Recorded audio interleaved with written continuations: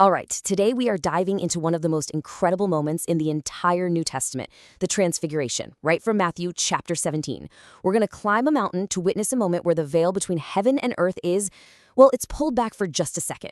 I mean, really think about that. What would you do? Imagine being on some remote mountaintop, and suddenly the reality you've always known just peels away, revealing this breathtaking glimpse of divine glory. That's exactly what we're talking about today. So let's set the scene. Our story kicks off in verse 1. It's only been 6 days since Peter made that huge declaration that Jesus is the Christ.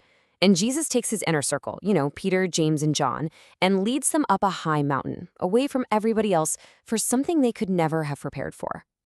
What happens next is just pure divine revelation. It's truly a mountain of glory. Okay, so verse 2 tries to describe this stunning transformation. Jesus' appearance completely changes right in front of them. His face shines with the same intensity as the sun, and his clothes become this brilliant, pure white, a kind of light that no earthly laundry process could ever create. This wasn't just a glow. This was a revelation of who he really is, his true divine nature. The key word here is transfigured. Now, in the original Greek, the word is metamorpho. You might recognize the root for our word metamorphosis. It means a complete change in form or nature. So this wasn't a costume change. It was Jesus allowing his inner celestial glory to become visible. And what's also fascinating is that some sources suggest that Peter, James, and John were also changed in that moment, just so they could physically withstand being in such a powerful divine presence.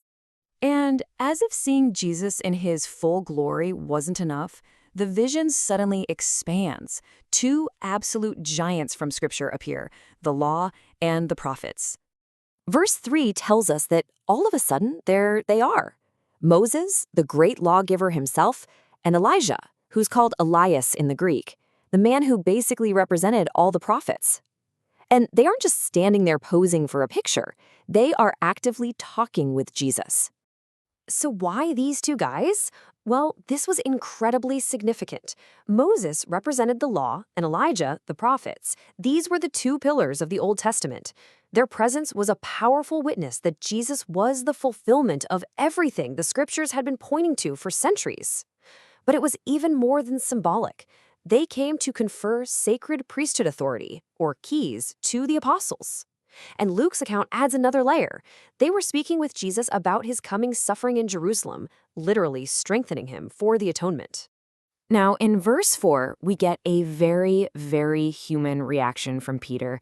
He is so completely overwhelmed by the glory of this moment that he just blurts out, "Lord, it is good for us to be here."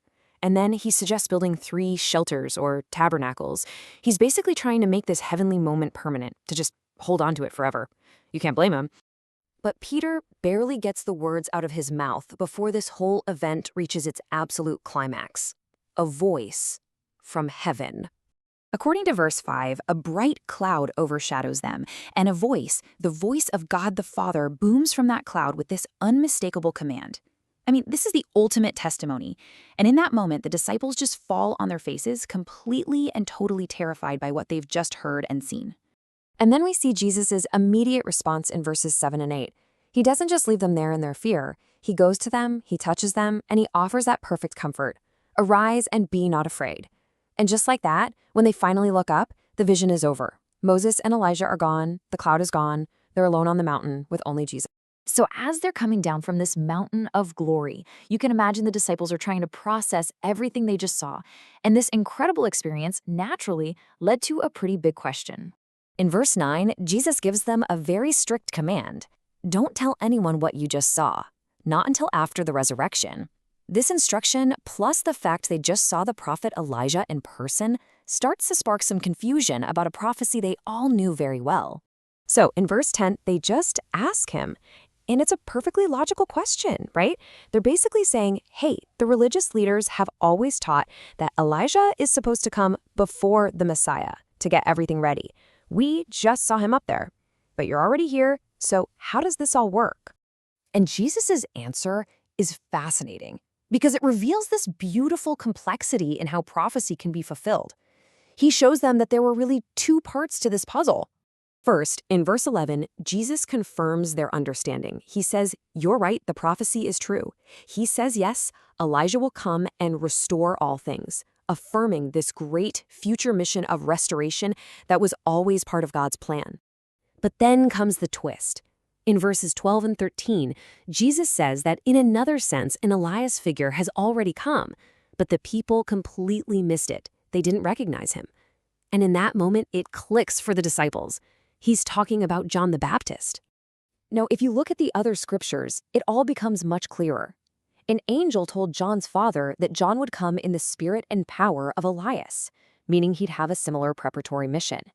And John himself, when people asked him straight up, "Are you Elijah?" he said, "No, I am not."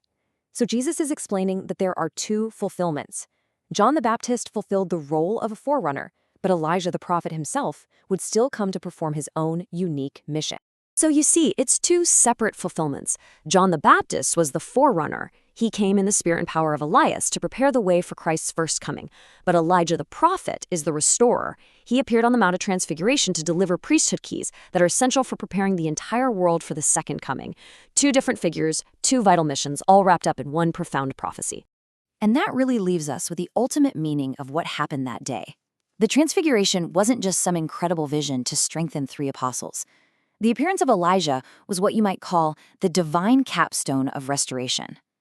It was about bringing back a sealing power that connects families together, across all generations. That glimpse of glory on the mountain was a promise, and Elijah's mission provides the way for that glory to unite the entire human family for eternity.